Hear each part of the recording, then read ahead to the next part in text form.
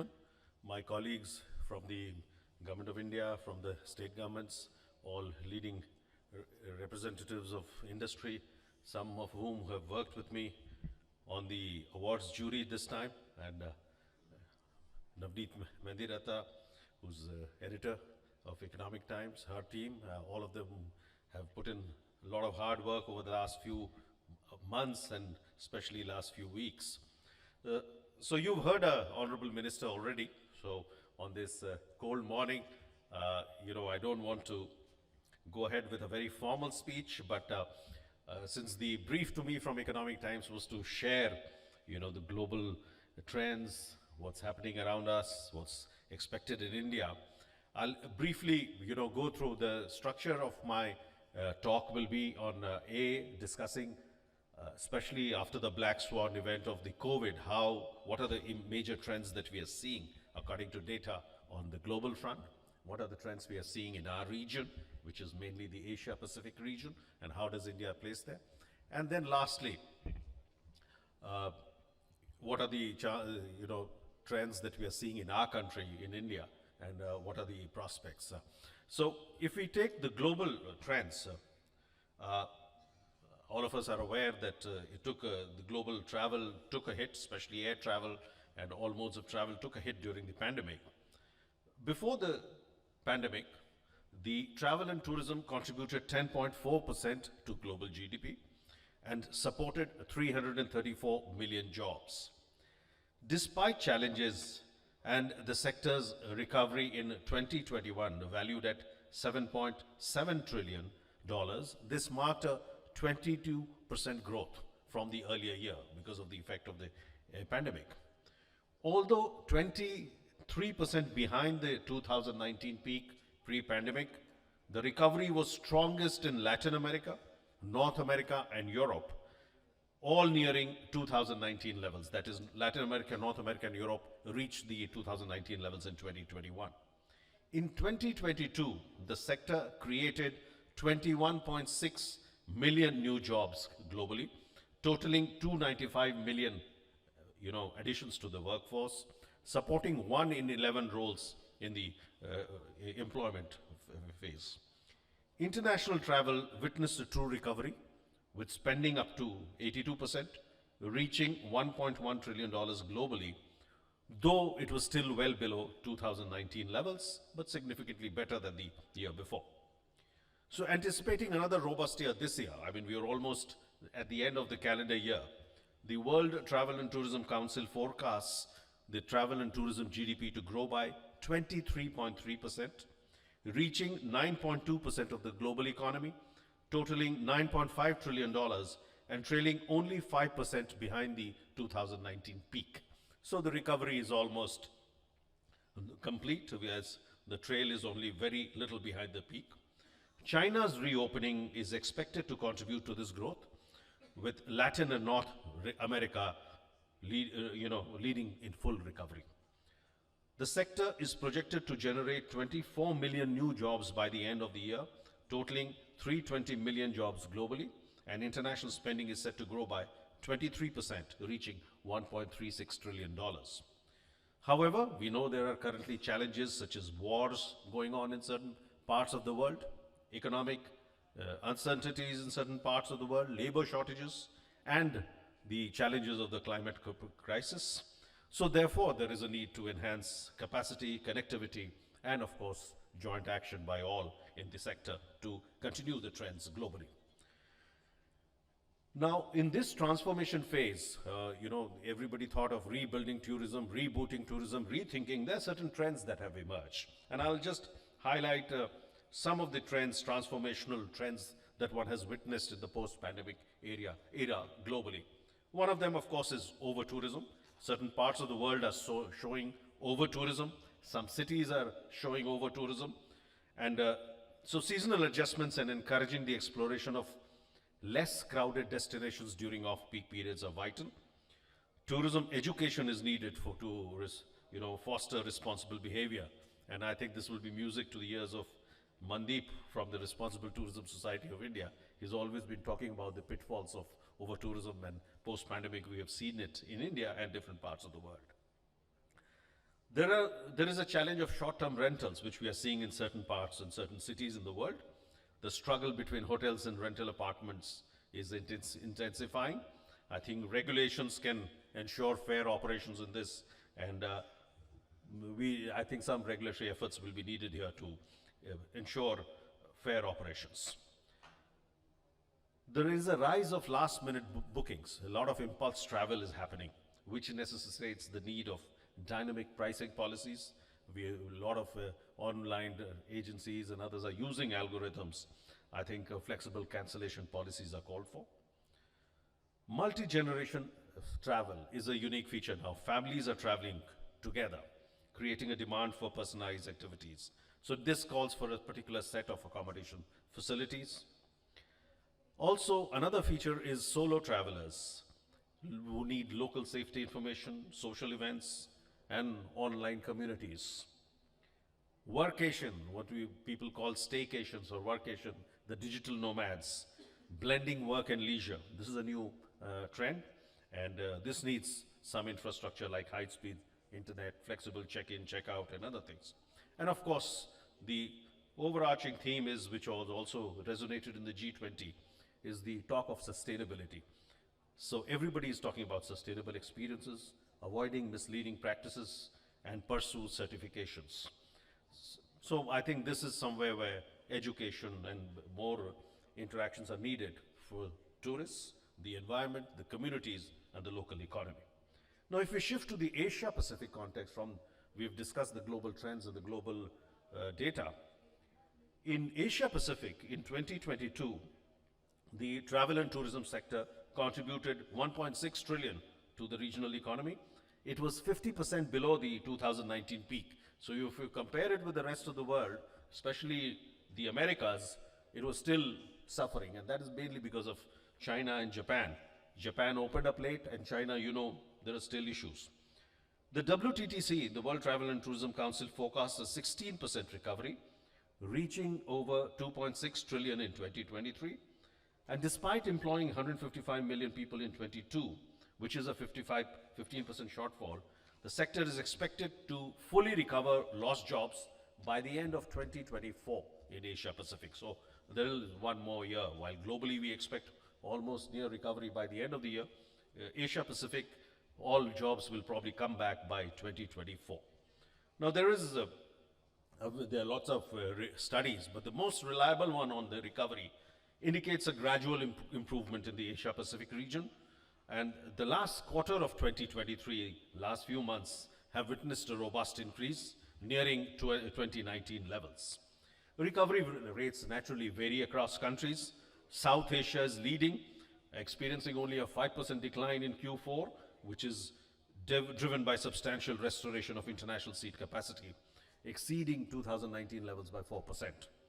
India emerges as the most resilient in the Asia Pacific, and that's good news to all of us here because of the efforts of all of you.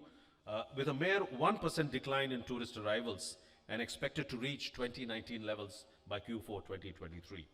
In contrast, Japan has faced an 11% decline, but anticipates returning to pre-pandemic levels, attracting diverse travelers due to a very depreciated yen. So cheaper, traveling to Japan, and expenses there are lower. So despite these positive trends, the Asia-Pacific region faces air connectivity challenge, which we also face, stemming from reduced flight frequency and increased airfares. Mr. Goel is part of this industry, he knows.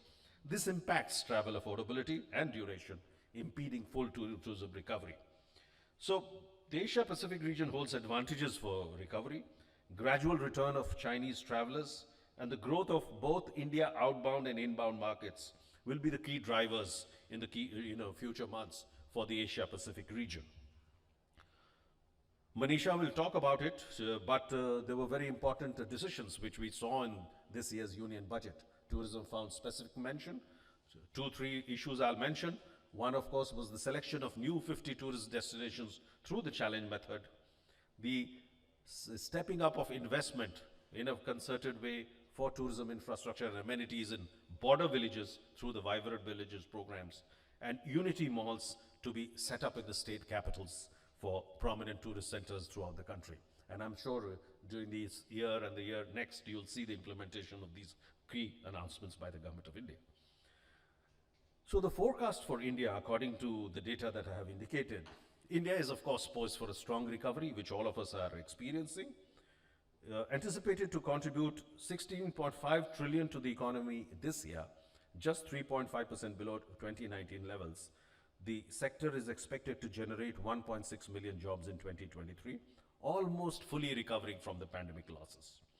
This will be approximately 1 in 13 workers in India will be in the travel and tourism sector.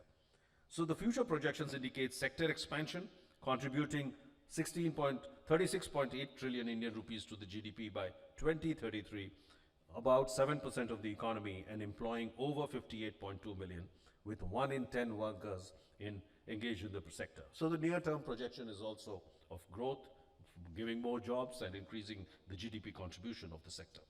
Domestic tourism was the leading segment in the Indian source tourism market in 2022. The number of foreign tourists who arrived in India this year during January to June are 106% more than the figure for the corresponding period in the previous year, which was a low year. It was not a very high year, but the positive is that more numbers of foreign tourists have come in this year. The Indian source tourism market, that's again seeing a boom. 17.4 million outbound trips and 1.9 billion domestic travels in 2022. So these are the two strong points. Large number of Indians traveling within the country and a large number have started going out. And the surge in outbound tourism is fueled by the expanding middle class and a growing desire to explore diverse destinations, including new ones. Particularly, say, Middle East is seeing a large number of travelers from India. So both domestic and outbound tourism expenditure rose in India in 2022, with domestic trips experiencing a significant increase. Transportation dominates domestic travel spending, and accessibility influences holiday choices. Recommendations from friend and family play a vital role, emphasizing the importance of positive reputations for destinations and for marketing companies. Domestic tourism led in 2022 with 1.96 billion trips. Visiting friends and relatives and leisure purposes drove domestic travel, with transportation as the highest expenditure sector. Outbound tourism, primarily for business, is dominated by family trips. Travelers aged between 50 to 64 are the largest group, with retail being the highest outbound expenditure sector. Indian tourists prefer various holidays, including visiting friends or family, sun and beach holidays, city breaks, cultural holidays, cruises, adventure sports holidays, multi-stop trips, wellness medical holidays, eco holidays, religious holidays, of course, wedding-related holidays, which we are experiencing in India at the moment, especially in Delhi. Over 53% of Indians opt for the sun and beach tourism, which aligns with the country's climate. Affordable transport makes these holidays accessible to diverse traveler trends. So friends, I've tried to share with you what are the global trends, what are the Asia-Pacific trends that we have seen post-pandemic, and what are the trends that we have seen in India. Now, in the near term or in the future, of course, this year we are in the G20 year. Our presidency has just got over. The strength of that was the tourism ministry, we were involved in 3-4 working group meetings at the Run of Kutch, Siliguri, Darjeeling, Kashmir, Srinagar, and Goa. Some of you from industry were present there.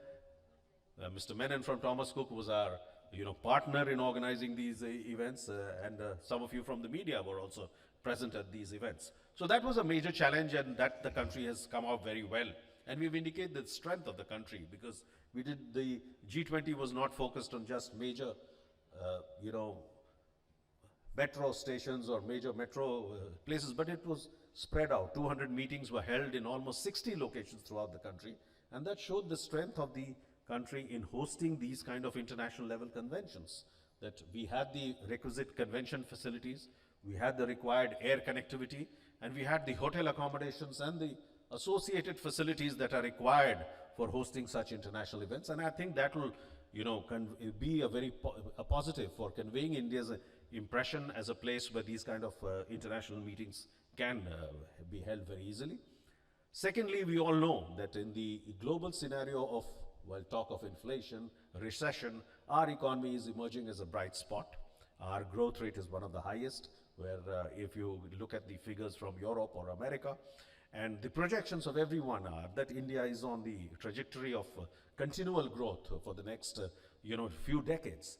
And that growth brings with it a lot of positive spin-offs, that there will be the growth of the middle class, there will be the growth of our per capita income, and definitely we'll see, more and more expansion, not only travel by our own travelers within the country, but India will become a very preferred source of travel for many countries abroad.